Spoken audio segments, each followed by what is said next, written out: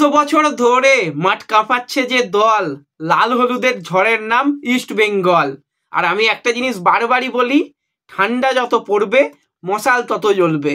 December মাস, ঠান্ডা পরিবেশ, মশাল জ্বলে উঠেছে। আজকে সেমিফাইনালে লাল হলুদের ঝড়। যারা কেভিন সিবিলেকে বাঁটুল বলেছিল, আজকে তো বাঁটুল দি গ্রেট হয়ে গেল।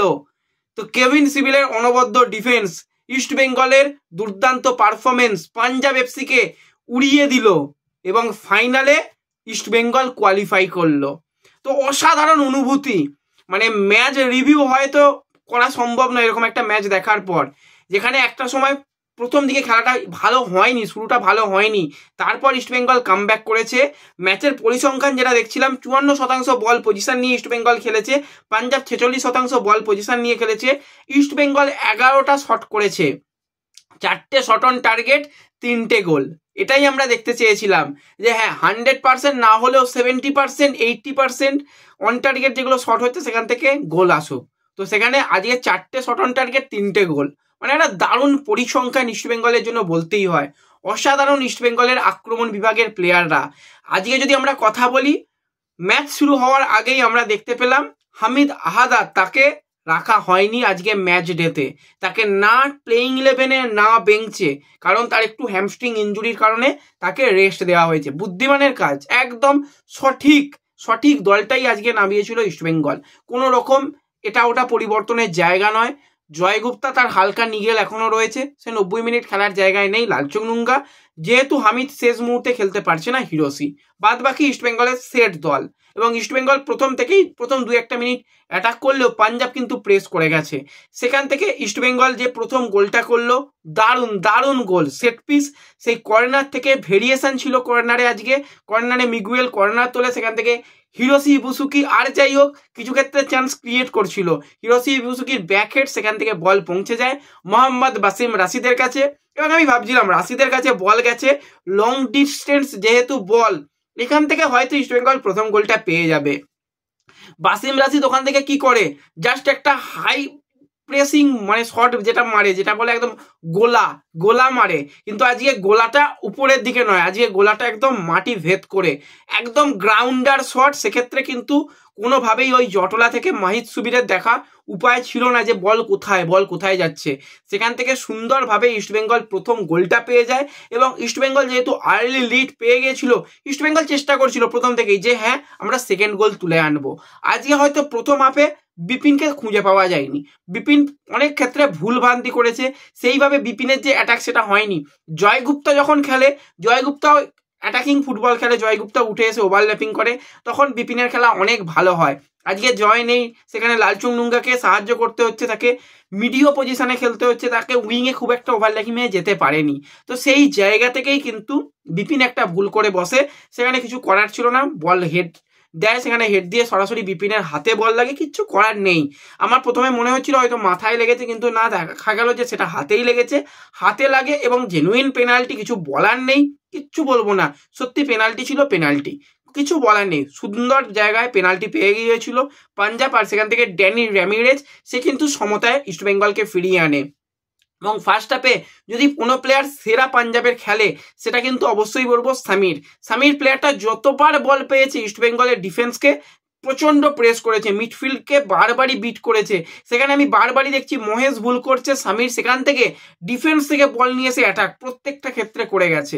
এবং সেই জায়গাতে সামিরকে আটকানোর কাজটা ছিল সলের উপর, সলও যেন মনে হচ্ছে হালকা নড়াচড়া করতে একটু সমস্যা হচ্ছে, কিন্তু যত ম্যাচ গেছে সল নিজেকে ম্যাচের মধ্যে নিয়ে এসেছে। আরও একটা ক্ষেত্রে কিন্তু আমার খুব মনে পড়ছে, হিরোসির জন্য মিগুয়েল সাজিয়ে দিয়েছিল বল, হিরোসির জাস্ট টাচ দিলে গোল হয়ে যায়, অনেকটা ক্লোজে পৌঁছেছিল, টাচও দিয়েছিল, কিন্তু সেই টাচ থেকে গোল পাওয়া যায়নি। সেখান থেকে আর যাই হোক গোল হয়নি, চিন্তার কোনো কারণ নেই। ইস্টবেঙ্গল যখন 1-1 রাখছিল, তখন দেখতে পাচ্ছি যে বারবারই কোচ প্রচণ্ড অ্যানিমেটেড, মাঠের বাইরে প্রচণ্ড পরিমাণে তর্ক বিতর্ক করছে, প্রচণ্ড পরিমাণে ফ্রাস্ট্রেশনে ভুগছে।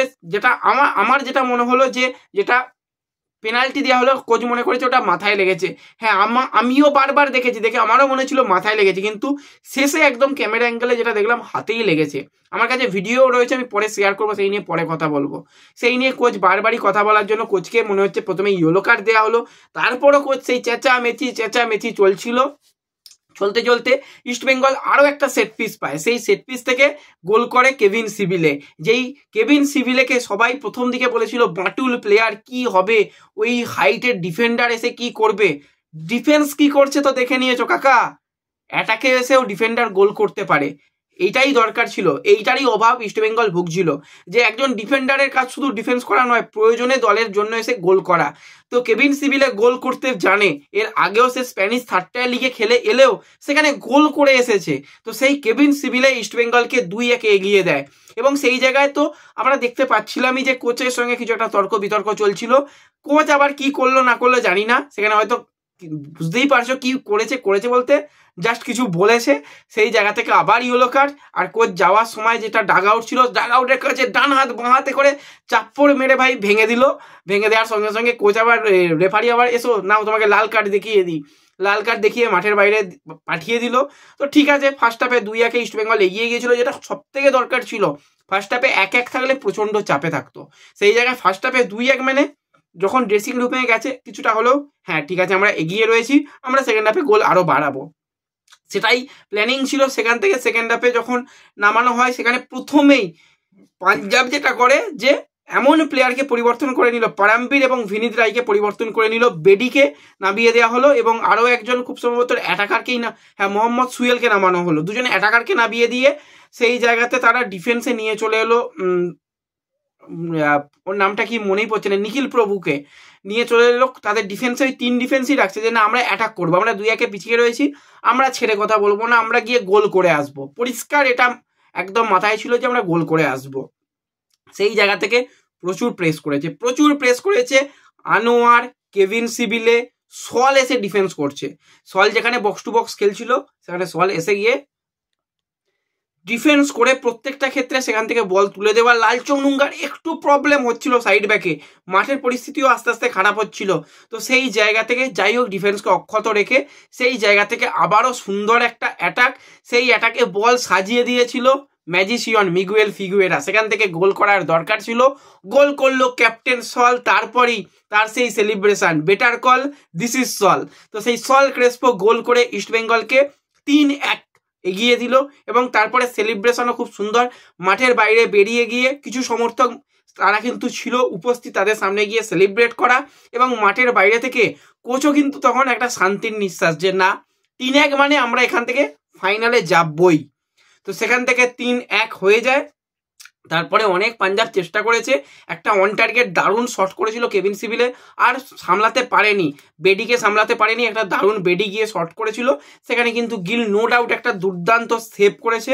আরও ইস্টবেঙ্গল 2-1 চান্স ক্রিয়েট করেছিল, সেখান থেকে একটা বল আমার মনে হচ্ছে ডেভিড বাড়িয়েছিল, সেখানে যদি এডমন্ড ওটা ফিনিশ করতো খুব ভালো একটা গোল দেখতে পেতাম। আরও একটা ভালো বল তোলা হয়েছিল সেই জায়গাতে, হিরোশি বুসুকি হেড দিলেও ভালো গোল আসতে পারতো, আরও বড় ব্যবধান হয়তো হয়ে যেতে পারতো। যাই হোক যেটা রেজাল্ট হয়েছে আর পিছনের দিকে তাকানোর কোনো দরকার নেই। সামনে 7 তারিখে বড় ম্যাচ, ফাইনাল ম্যাচ, ট্রফি নিয়ে কলকাতায় ফিরে আসুক প্লেয়াররা, আমরা এটাই চাই। তো আজকে ইস্টবেঙ্গলের খেলা কীরকম লেগেছে কমেন্টে জানিও। ম্যাচ রিভিউ হয়তো পয়েন্ট ধরে ধরে পরে আলোচনা করব, এখন এই সেলিব্রেশনটা তোমরা করতে থাকো। আর আবারও বলবো ঠান্ডা যত পড়বে মশাল তত জ্বলবে। তো দেখা হবে পরবর্তী ভিডিওতে, চলো ধন্যবাদ।